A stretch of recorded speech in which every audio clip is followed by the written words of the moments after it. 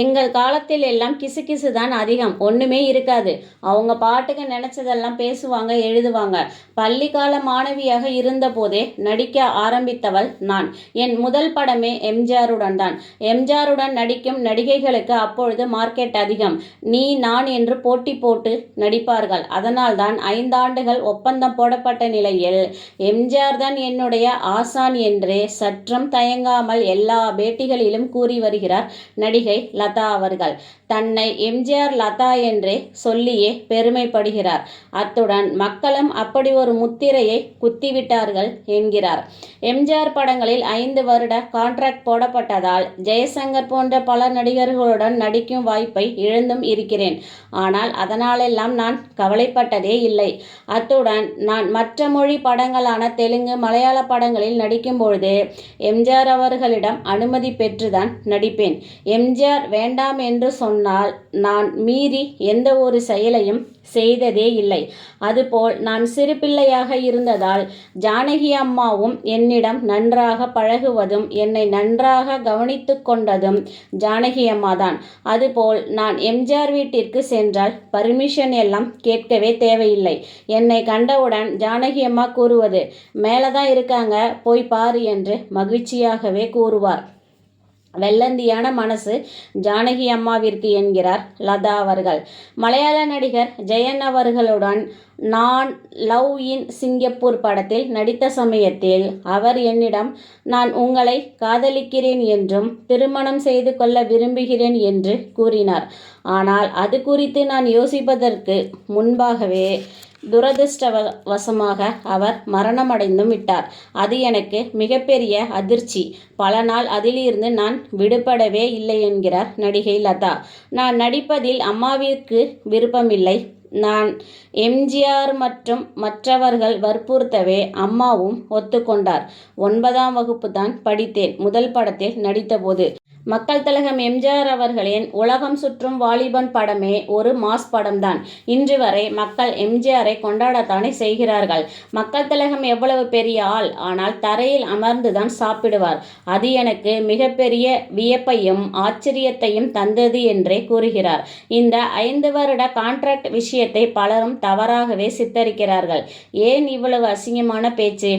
தான் அறிமுகம் செய்யும் நடிகைகளின் கால்ஷீட்டிற்காக நானே பல நேரம் காத்திருக்க வேண்டியிருக்கிறது என்பதால் மட்டுமே ஒப்பந்தம் போடப்பட்டது. இதுதான் காரணம். நாம் எந்த வேலைக்கு சென்றாலும் கான்ட்ராக்ட் உண்டு தானே, அதுவே சினிமா துறை என்றால் தவறா என்கிறார் லதா சேதுபதி அவர்கள். எம்ஜிஆரின் படங்கள் எல்லாமே ஹாலிவுட் தரத்தில் தான் இருக்கும். முதல் படத்திலேயே நான் ஜப்பான், ஹாங்காங் போன்ற ஊர்களை சுற்றி பார்த்து விட்டேன். 8 லட்சம் பேர் கூடிய ஜப்பான் கண்காட்சியில் எம்ஜிஆரை தவிர வேறு யாரால் காட்சிகளை எடுக்க முடியும்? எங்களுக்கே பிரமிப்பு தான். ஆனால் எம்ஜிஆர் சாதித்தார் தானே. வெளிநாடுகளுக்கு சென்ற சமயத்திலெல்லாம் ஜானகி அம்மாள் பொறுப்பில்தான் என்னை விட்டார் எனது அம்மா. என் மகளை பத்திரமாக பார்த்து கொள்ளுங்கள் என்றார் ஜானகி அம்மாவிடம் எனது அம்மா.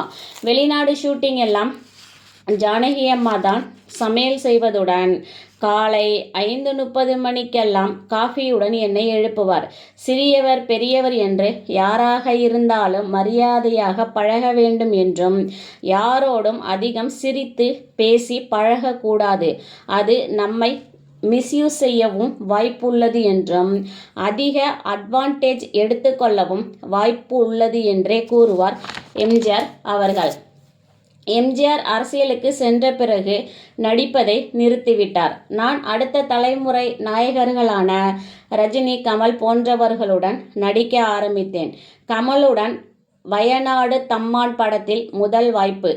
இப்படத்தில் நான் மேக்கப் இல்லாமல் நடித்தது சங்கடமாக இருந்தாலும் இயல்பாக இருக்க மேக்கப் வேண்டாம் என்றார் டைரக்டர் வின்சென்ட் அவர்கள். தமிழில் மேக்கப் போட்டே பழகிய எனக்கு இது புதுமையாக இருந்தது. படத்தை பார்த்து எனக்கு பிரமிப்பு தான்.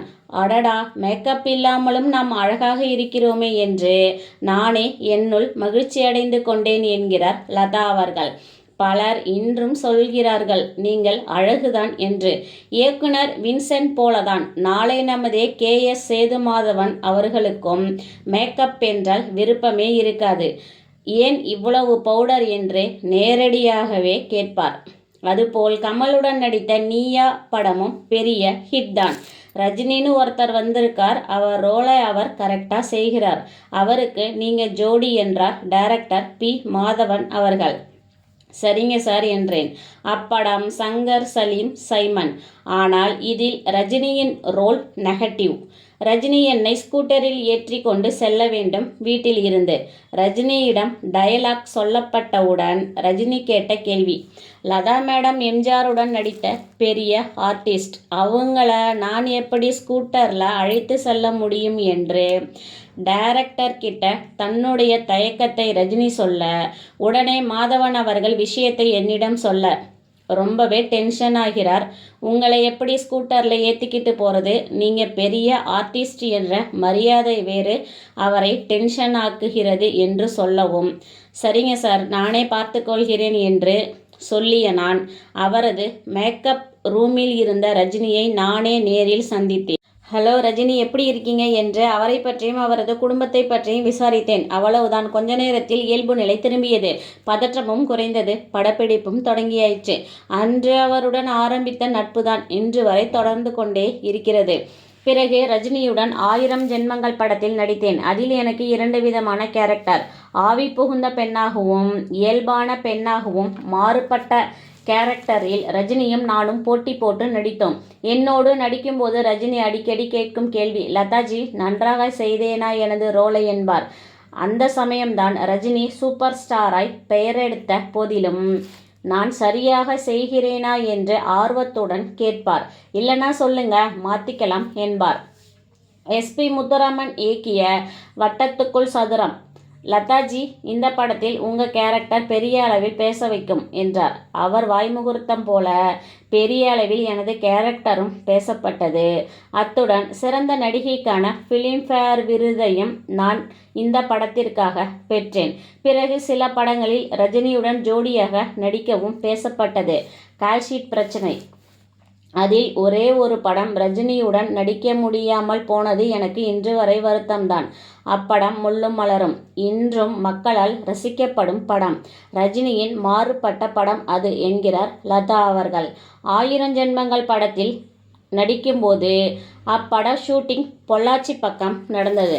அப்படத்தில்தான் நாங்கள் நடிக்கும் பொழுதுதான் எங்களை சேர்த்து வைத்து பேசப்பட்டது. அப்பொழுது விஜயகுமார், மஞ்சுளா என்று எல்லோரும் ஒன்றாகத்தான் இருந்தோம். ஒன்றாக சாப்பிடுவோம், கோயிலுக்கு செல்வோம். இதனை வைத்து பல கட்டுரைகள் அப்பொழுதும் வந்தன. அதுவும் 1/4 நூற்றாண்டாக இன்னும் முடியாமல் சுத்திக்கிட்டே தான் இருக்கு. அதுவும் ரஜினியை எம்ஜிஆர் அவர்கள் ராமாவர தோட்டத்தில் வைத்து அடித்ததாகவும் உலாவரும் கட்டுக்கதைக்கு பஞ்சமே இல்லை என்கிறார் லதா சேதுபதி அவர்கள். நானும் ரஜினியின் மனைவியும் ஒரு கடையில்தான் அறிமுகமானோம். இருவரும் இன்று வரை மாறாத அன்புடன் இருக்கிறோம். ரஜினியின் ரசிகர் எனது மகன்களின் ஒருவர்.